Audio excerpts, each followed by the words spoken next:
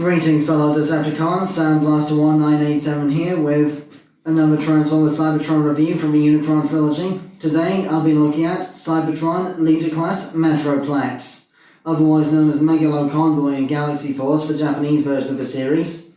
As you can see here, he turns into a gigantic futuristic excavator vehicle of some sort, with his minicon partner drill bit plugging into the top of a claw on the end of the weapon. So, as you can see, he's basically just a robot crouched down really weird and on all fours, trundling about. And he's got a lot of minicon ports all over him because the giant planet was apparently the home of the minicons in the Cybertron cartoon.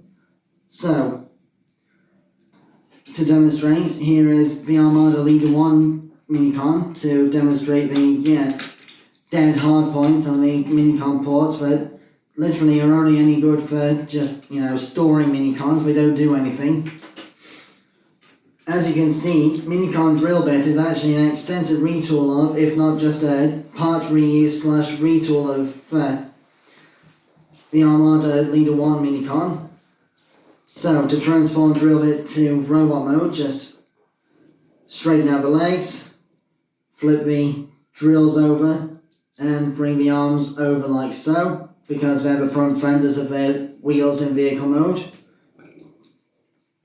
And here we have the two side by side, so you can see that they are basically just the same as one another. You'll have to excuse Leader 1, he's got a bit of a floppy shoulder on my copy. But yes, we do more or less have the same kind of design, except Leader 1's vehicle cockpit has been not only shrunk down, but also flipped upside down to become drill bit's back piece. And drill bit's got bigger arms than Leader 1. But they are basically the same in terms of functionality. So, nothing at the head due to the way their sculpting is done, but shoulder movement would be 360 degrees if you want for the rear wheels on the hips, blocking the movement. Then you've got a decent amount of forward and back leg movement, but you have to bend the knees either the wrong way or get the drills out of the way for him to sit down properly. And because of the drills protruding from the back of his feet, he can't sit down in tidal wave vehicle mode. Same with Leader 1 with the gun barrels. So, Metroplex is Cybertronian or giant planet excavator mode, as you can see. Actually has a bit of functionality and articulation to itself as well. There's a ratcheted rotation on the attachment where the weapon sticks on. Plus also, the weapon is a combination of ratcheted buzzsaw type thing, which looks more like a bucket wheel excavator type of thing to me, in my opinion. And it's also got a scoop claw at the other end, which can open and close due to a friction hinge. And it's also got 1, 2, 3 ratchet joints along the shaft of the main weapon to reshape it and straighten it out. So, Metroplex actually has two robot configurations, but first, here he is next to Cybertron's Scout class Scattorshot. Much, much smaller, as you can see. So, to transform Metroplex from vehicle mode to work mode, first disconnect these two blue bridges here and fold them back in on themselves. Then rotate the feet on this joint here, like so.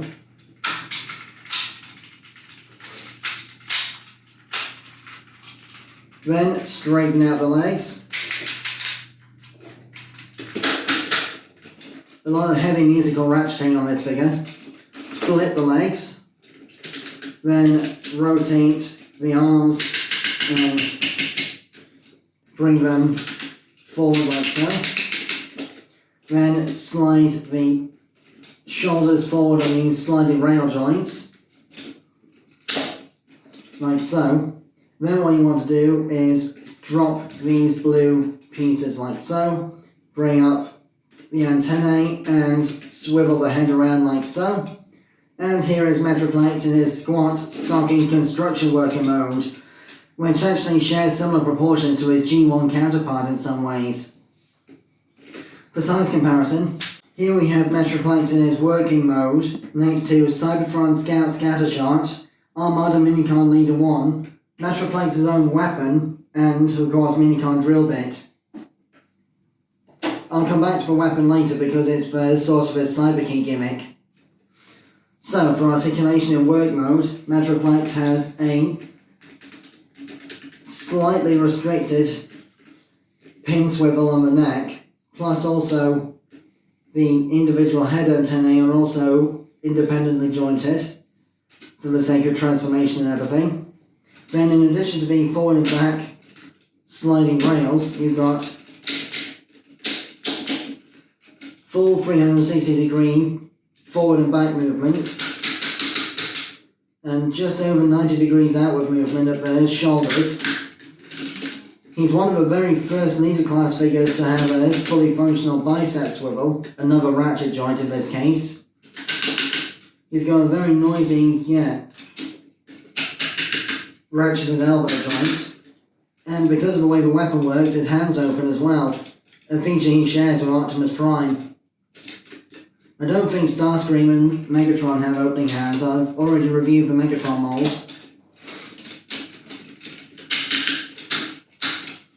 Then you've also got a sort of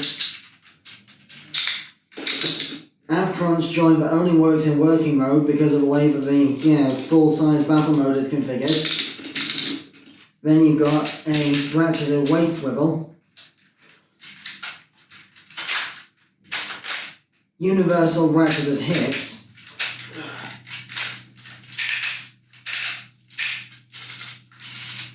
a ratcheted thigh swivel,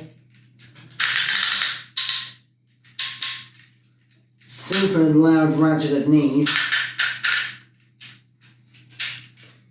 and the foot joints are also ratcheted as well for the sake of transformation and keeping him stable in his full height. Whoops.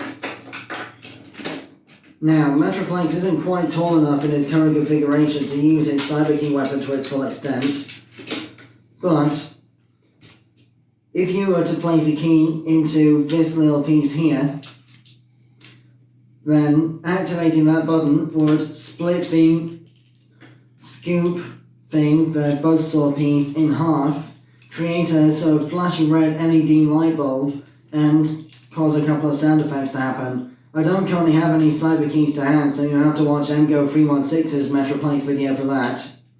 Link in the description below. So, to transform Metroplex into battle mode, first what you want to do is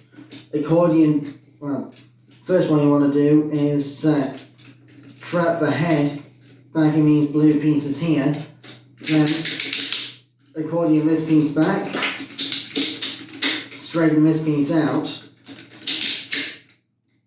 set that back in its previous configuration, then slide up the sliding joint rails on the arms,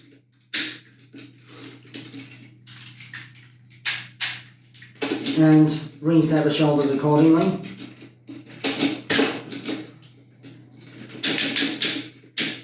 But we're not done there. Rotate the waist 180 degrees.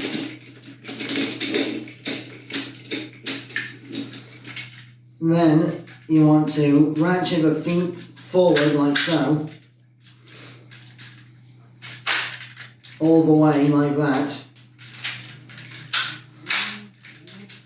and then extend the lower legs like so, snap them into place to create the full length of the shins, then straighten out a new knee joint like so. I should have issued a headphone warning for this video because of the loud ratchets and the acoustics of this filming location.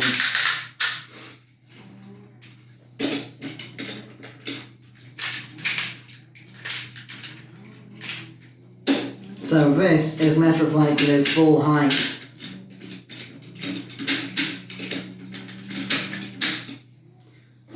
This is the point where he can actually hold his weapon properly.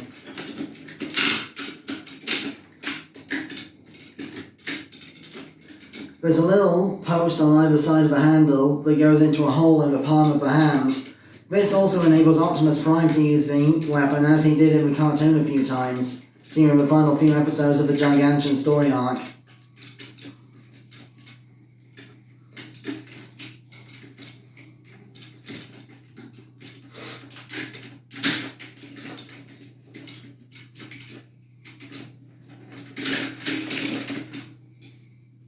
Articulation is pretty much the same here as it was in work mode, it's just a few of the joints have changed shape a little.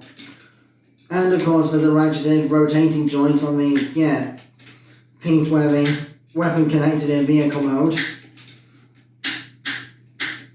So that more or less concludes my review of Cybertron Metroplex. I don't currently own the Legacy Titan class figure, but I do kind of wish that Hasbro had ditched the, split the weapon in half to replace part of his arm gimmick in place of creating a new drill bit figure.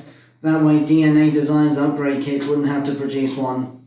And also, for those who noticed throughout the video, my sincerest apologies, but Metroplex is supposed to have 4 tiny spike things coming out of his shoulders at the back here, which, due to this toy being owned by me since childhood, I've since lost over the years, in one way or another. So, that concludes my review of Cybertron Metroplex and Minicon Drill Bit. I've been Soundblaster1987. Thanks again for watching, and my next review will be the Drive Driver Belt from Kamen Rider Drive, which includes not only the shift brace, but also the shift car holster piece, which includes the funky spike shift car as well as the Type Speed and Max Flare shift cars that came with the belt. Till then, till all are one.